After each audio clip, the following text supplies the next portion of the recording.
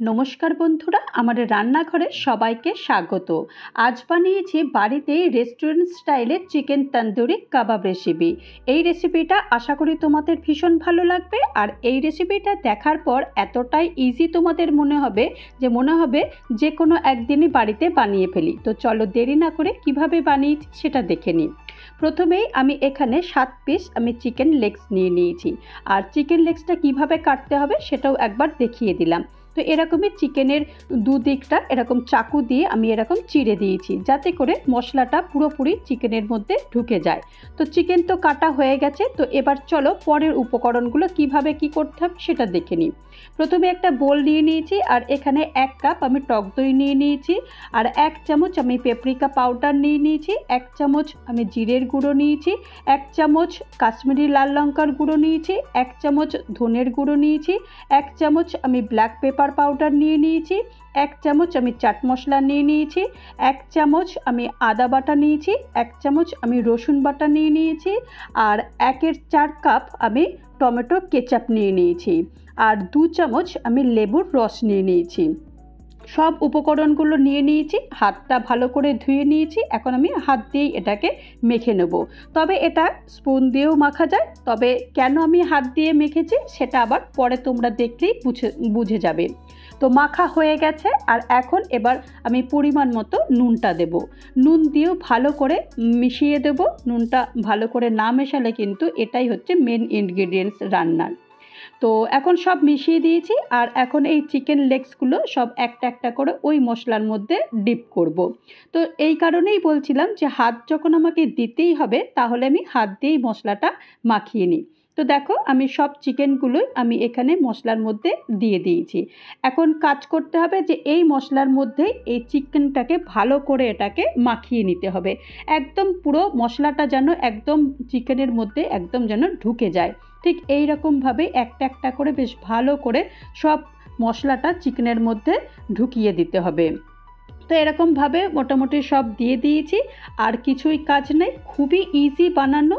আর এখন মোটামুটি আমি এটাকে 1 থেকে 2 ঘন্টা পুরোপুরি রেস্ট দেব।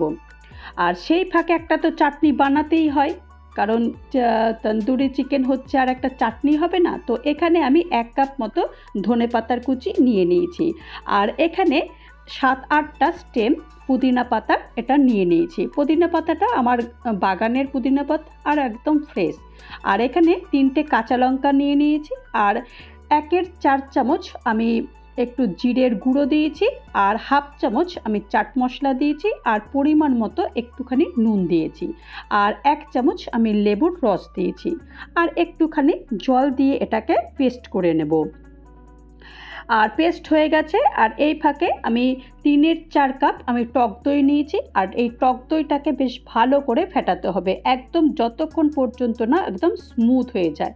তো এটা ফেটিয়ে নিয়েছি, আর এখন যে ধনেপাতার যে পেস্টটা তৈরি করেছি সেই পেস্টটাও অ্যাড করে দেবো। এটাকে ভালো করে অ্যাড করতে করতে দেখবে কালারটাও পুরোপুরি চেঞ্জ হয়ে যাবে। একদম দেখো কালারটা কত সুন্দর চেঞ্জ হয়ে গেছে। ব্যাস তৈরি হয়ে গেল আমাদের পুদিনার চাটনি। আর এই চাটনির সঙ্গে যখন তন্দুরি চিকেন তৈরি হবে, খেতে দারুণ লাগবে। আর এই চাটনি তোমরা বানিয়েও কিন্তু অনেক দিন পর্যন্ত স্টোর করে রেখে দিতে পারো। তো চলো, চাটনি তো হয়েই গেছে, এবার পরের উপকরণে কি লাগবে সেটা দেখে নিই। তো গ্যাসে কড়াই বসিয়ে দিয়েছি, আর 2 চামচ আমি তেল গরম করতে দিয়ে দিয়েছি। তেল গরম হয়ে গেছে, আর এখন আমি ম্যারিনেট করে রেখে দিয়েছিলাম যে চিকেনটা, সেইটা একটা একটা করে সবগুলোই দিয়ে দেবো। তো সবগুলোই একটা একটা করে আমি সব দিয়ে দিয়েছি, আর যে মশলাটা ছিল সেই মশলাটাও পুরোপুরিটাই দিয়ে দিয়েছি। সেই মশলাটা শুধু শুধু ফেলে কি হবে বলো, এটাও আমি পুরো দিয়ে দিয়েছি।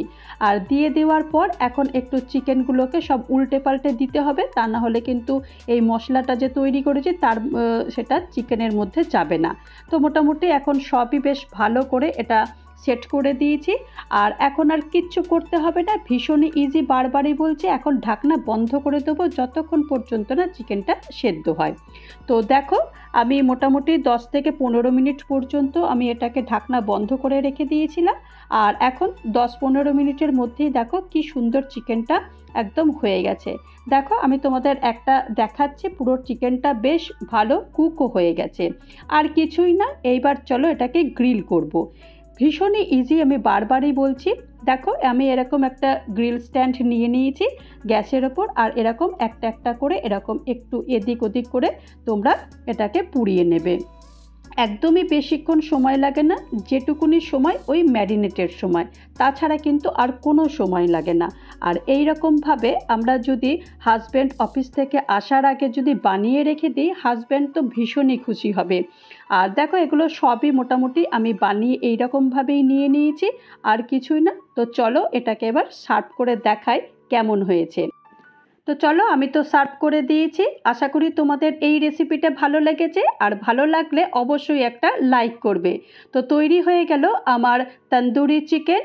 আর এই তন্দুরি চিকেনের রেসিপিটা যদি তোমাদের কারোর ভালো লাগে তাহলে অবশ্যই দেখার পর একটা লাইক করো, কমেন্ট করো, আর পারলে আমার চ্যানেলটা সাবস্ক্রাইব করে আমার পাশে থেকো। আর যারা নতুন বন্ধু হয়ে আমার চ্যানেলে ভিজিট করেছো তাদেরকে অজস্র ধন্যবাদ। আর যারা এখনও পর্যন্ত আমার চ্যানেলটা সাবস্ক্রাইব করোনি তাদেরকে অনুরোধ করব চ্যানেলটা সাবস্ক্রাইব করতে। ভালো থেকো, সুস্থ থেকো, আর আমার চ্যানেলের সাথে থেকো। নমস্কার।